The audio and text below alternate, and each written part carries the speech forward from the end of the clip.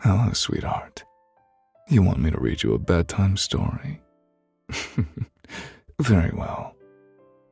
I suppose I'll indulge your little desire. You're lucky I come prepared. I have a book right here for you. This one is called The Little Pumpkin. Once upon a time, there was a little pumpkin growing on a vine in a field. The sun shone on him all day long, and sometimes the rain gently fell on him. The vine sent her roots deep into the ground in search of good food.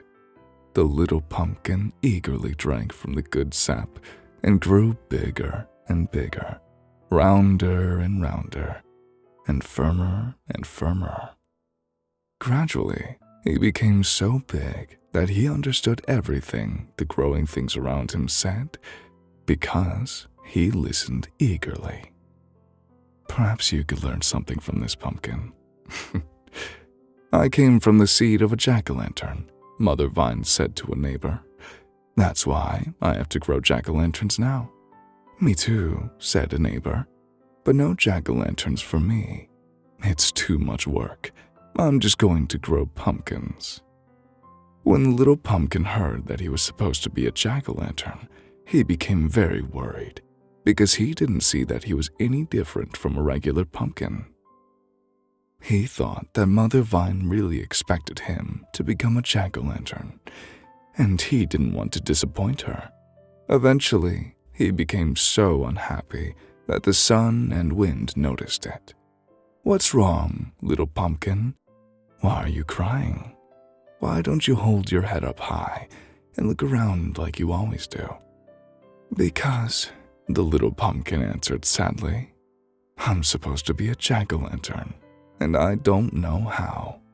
I only know how to be a little pumpkin. Then the wind and the sun laughed until the vine shook, so all the pumpkins had to hold on tight not to be shaken off. Oh, little pumpkin, they cried, why worry about what you have to do later? Just try with all your might to be a little pumpkin. And believe us, if you do your best, everything will be all right. We know a secret, a beautiful secret, and one day we will tell you. Oh, tell me now, the little pumpkin exclaimed, but the sun and wind chuckled. Oh no, oh no, oh no. Just grow, grow, grow, and one day you'll know. The little pumpkin felt comforted.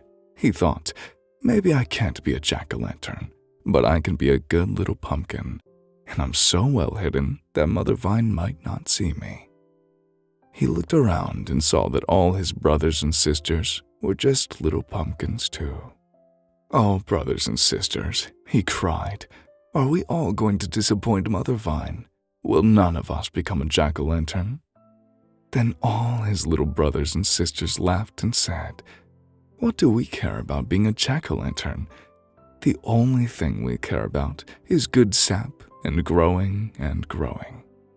Finally, the cold weather came, and all the little pumpkins were now big and beautiful and golden yellow. The biggest and yellowest of all was the little pumpkin who had tried so hard all summer to grow into a jack-o'-lantern.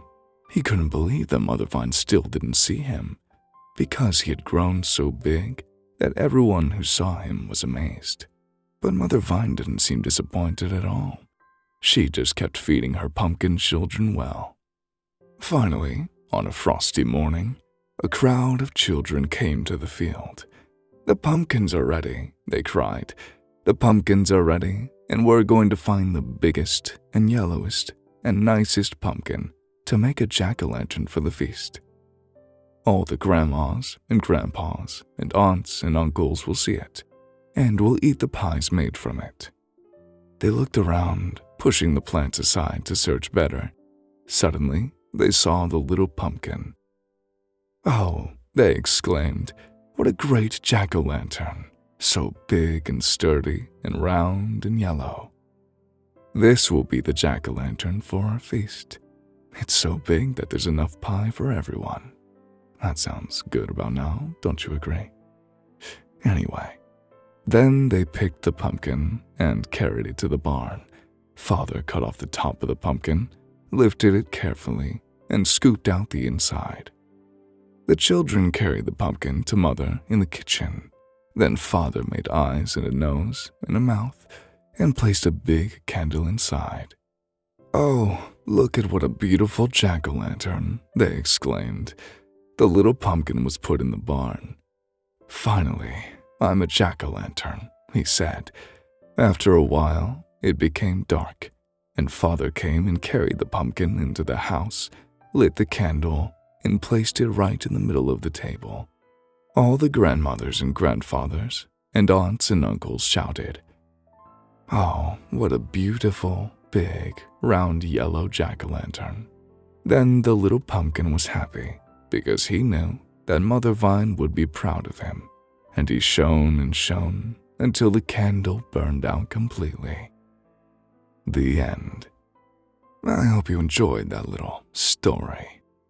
Now, isn't it past your bedtime?